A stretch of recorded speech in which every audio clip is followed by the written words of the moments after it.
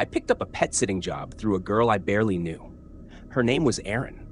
We'd had a couple of classes together, and she posted in a group chat that she needed someone to watch her mom's dog for the weekend. She was offering $150 cash for 2 nights, and I was broke enough to jump at it without asking too many questions. The house was about 20 minutes outside of town, tucked down a dirt road I almost missed. When I pulled up, it looked old but well kept. Big porch, wood siding, and that unsettling silence you only find far from traffic and neighbors. Erin was already waiting on the porch with a leash in one hand and her car keys in the other. The dog was a huge German shepherd named Rocco. His ears twitched at everything, but he stuck close to Erin like a shadow. "He's protective," she said, almost apologetically. "But he'll like you once he sees you give him food." I laughed, but when she handed me the leash, Rocco growled low in his throat. It wasn't a playful sound. Erin crouched, scratched his chest, and whispered something in his ear. Then, louder, she said, "He just takes a little warming up. Don't leave him outside at night, though. He'll bark at everything." I nodded, and she gave me a run-through of the house. Food in the pantry, water bowl in the kitchen, let him out to the yard every few hours. She was gone in 10 minutes, her taillights disappearing down the dirt road and leaving me in that heavy quiet. Rocco watched her go, then turned back to me. His tail didn't wag. The first few hours were uneventful. I fed him, he ate, and after sniffing me a dozen times, he seemed to decide I wasn't a threat. By late evening, we were sitting in the living room, me scrolling on my phone while he lay at my feet. Every so often, his ears pricked up like he heard something, but when I glanced toward the windows, I saw nothing. At around 11, I let him out one last time. The yard stretched into a field with tall grass, and the porch light only reached so far. Rocco bolted down the steps and trotted along the edge of the grass, staring out into the dark. "Come on, Rocco," I called after a minute. He didn't come. He was still staring into the field, tail stiff, ears locked forward. When I stepped off the porch, I swear I heard something move out there. Something big, like a person walking slow through grass. The hair on the back of my neck stood up. "Rocco!" I snapped, my voice sharper than I meant. That did it. He spun and sprinted back to the porch, pressing against my leg until I opened the door. Inside, he paced the living room, hackles up. It took him a good half hour to calm down. I told myself it was a deer. We were in the country, after all. The second night was worse. I'd left a light on in the kitchen and dozed on the couch with Rocco curled beside me. Sometime past midnight, I woke to him standing over me, body rigid, a deep growl rolling from his chest. His eyes weren't on me. They were locked on the front window. I sat up, heart hammering, and listened. Crunch. The sound of footsteps in gravel. Someone was on the driveway. I froze. Rocco's teeth were bared, saliva dripping onto the rug. Slowly, I crawled across the couch and peeked over the armrest toward the window. There was a man standing just beyond the edge of the porch light. He wasn't moving. He wasn't even pretending to walk. He was just standing there, head tilted slightly, like he was trying to get a better look through the window. Every instinct told me not to move. Rocco snapped. He lunged at the window, barking so violently, I thought the glass would shatter. That's when the man finally moved. He turned and walked back into the dark field, disappearing in seconds. I was shaking so bad I could barely dial 911. The dispatcher asked if I wanted an officer sent out, but by the time I stammered out the address, I realized I had no clue how to even describe where the house was. It was miles off the main road, and Erin hadn't given me any real directions beyond landmarks. I told the dispatcher I must have been half asleep, that it could have been nothing. She didn't sound convinced, but she let me off the line. I locked every door, double-checked every window, and kept Rocco inside with me. He didn't sleep the rest of the night. Every time I dozed off, his growl dragged me back awake. By morning, I convinced myself it had been a hunter or some drunk cutting across the property. That was easier to swallow than the alternative, but when I went outside, I saw the footprints, clear boot prints in the gravel, leading right up to the porch. And then, in the dirt by the steps, I saw the second set. Smaller, bare feet. The rest of the day, Rocco shadowed me more closely than before. He didn't bark, didn't play, just followed me room to room like he was waiting for something. By the time the sun set, I was beyond paranoid. I left the lights on in every room. Around 2 a.m., I woke to Rocco snarling again. This time, it was coming from the back of the house. I grabbed my phone and crept down the hall. Rocco was standing in the kitchen, his whole body quivering as he stared at the back door. There was scratching on the wood, long, deliberate scratches, like fingernails dragging down the doorframe. I swear my blood went cold. I whispered Rocco's name, and the scratching stopped instantly. Whoever it was had heard me. Rocco exploded, barking so violently, I thought he'd break his teeth. Something hit the door hard, once, twice, before silence fell again. I stood there frozen, holding my phone like it could save me. The scratching didn't start again, but neither of us moved from that spot until the sky started to lighten outside. When Erin finally came back that afternoon, I didn't even let her finish asking how it went. I shoved Rocco's leash into her hand and told her someone had been outside both nights. She looked at me with this blank expression, like she already knew. Then she said something that still makes my stomach turn. Yeah, that's why I didn't want him outside at night. He's the only reason they don't try the doors. I asked her what the hell she meant, but she just gave me this tired little shrug. It's been happening for a while. My mom says it's just messed up kids from the woods, but Rocco keeps them from getting in. That was it. Like it was no big deal. I drove out of there so fast, I nearly wrecked my car on the dirt road. I didn't even ask for the money. To this day, I don't know who was out there. But I can still hear the sound of those nails dragging across the door, slow and patient, like they had all the time in the world. And I know, with absolute certainty, that if Rocco hadn't been there, they would have come inside.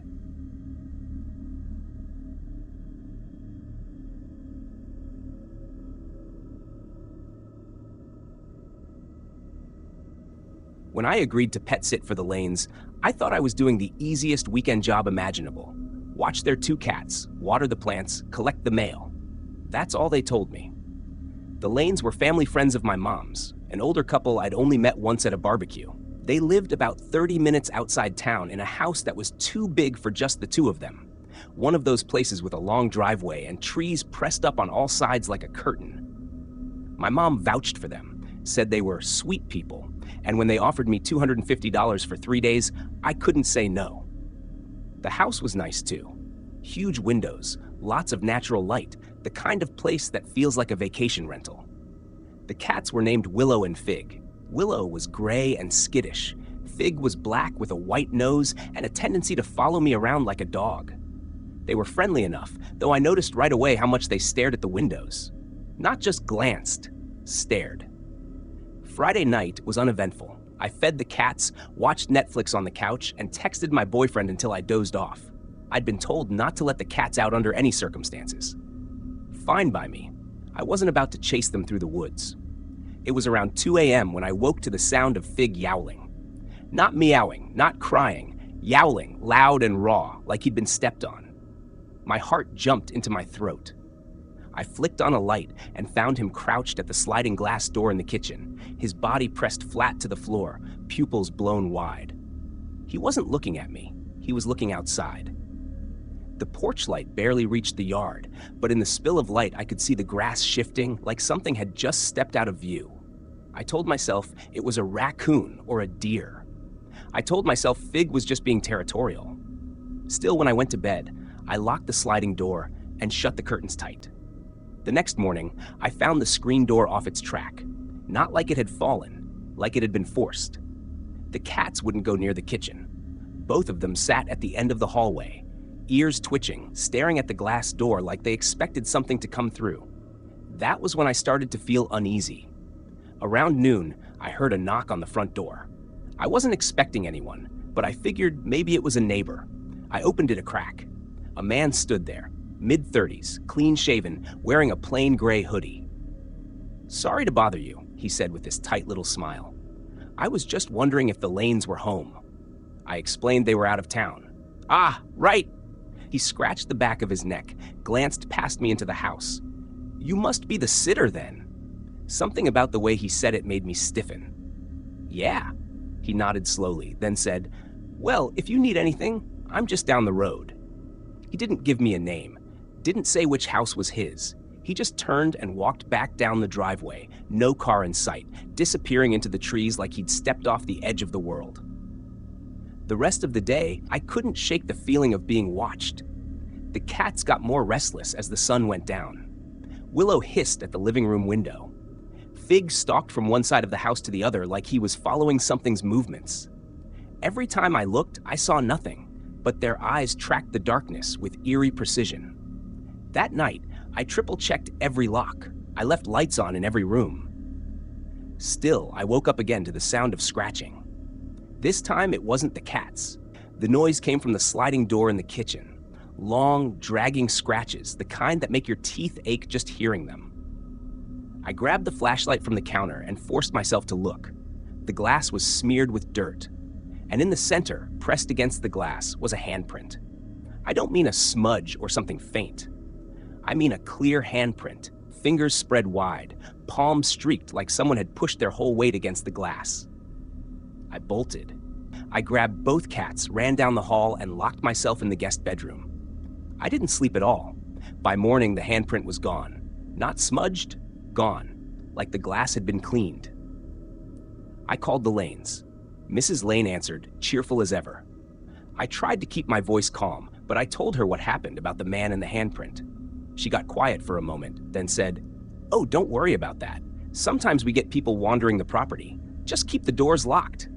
That was it. No concern, no suggestion to call the cops. Just keep the doors locked. I almost left right then, but the money and the fact that the Lanes were family friends kept me there. Saturday night was worse. The cats wouldn't stop pacing. Every light was on, but the house felt dim, like the trees outside were swallowing the glow. Around midnight, I heard footsteps on the porch. Slow, heavy, deliberate. I didn't breathe. I didn't move. Then, knock, knock, knock. I didn't answer. The knocking stopped. 5 minutes later, I heard scratching at the back door again. I couldn't take it anymore. I called 911. The operator said they'd send someone out, but it could take a while since I was so far from town. I sat there shaking, clutching Fig to my chest while Willow hid under the bed. When the knock came again, it was at the bedroom window, right at my head level. I couldn't see a face, just the outline of a figure standing close enough that I saw the fabric of the hoodie pressed against the glass. I screamed. I don't even remember doing it, but suddenly the cats were hissing and spitting, and the figure moved away. The cops didn't show up for 40 minutes. By then, whoever it was had vanished. The officer checked the yard, the porch, the driveway. No footprints, no handprints. He gave me this look, like maybe I'd imagined the whole thing, then told me to stay inside and call again if it happened. As soon as he left, I called my mom and begged her to let me leave. She told me to stick it out one more night. "It's good money," she said. I wanted to scream at her. That last night felt endless. Every creak of the house made me jump. The cats wouldn't stop staring at the windows. Around 3 a.m., I dozed off on the couch, the TV murmuring low. I woke to silence. The TV was off. The power was off. In the reflection of the dark screen, I saw movement behind me. I spun, flashlight shaking in my hand. Nothing. Just shadows.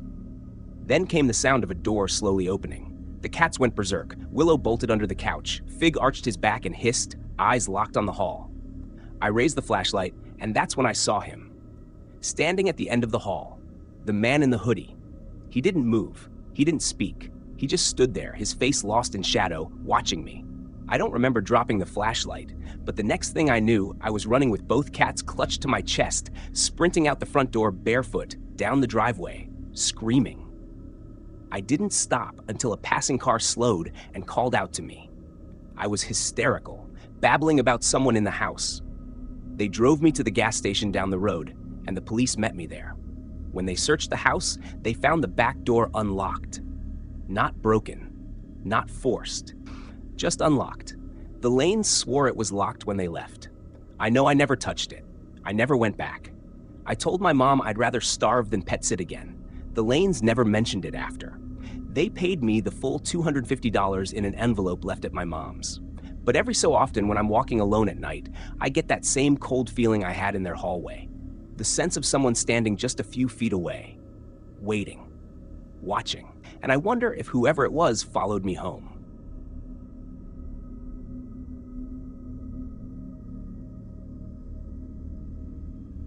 When I first saw the ad on a local college job board, pet sitter needed. 2 nights. $300 cash. I thought it sounded like a dream gig. I had finals coming up, so a quiet house in the suburbs, some easy pet duties, and a little solitude sounded perfect. The family, the Donnellys, lived in one of those big houses in a new development 20 minutes outside the city. Rows of identical homes, trimmed lawns, and mailboxes that all looked the same. It was the kind of neighborhood you'd expect to feel safe in. When I pulled up, Mrs. Donnelly met me at the door. She was friendly, rushed, clearly stressed about leaving. She and her husband were heading out of state for a wedding. She barely gave me time to set my backpack down before walking me through instructions. The pet was a large golden retriever named Murphy. He was friendly, wagged his tail constantly, but the moment she said goodbye and stepped outside, Murphy let out a low growl that rattled me.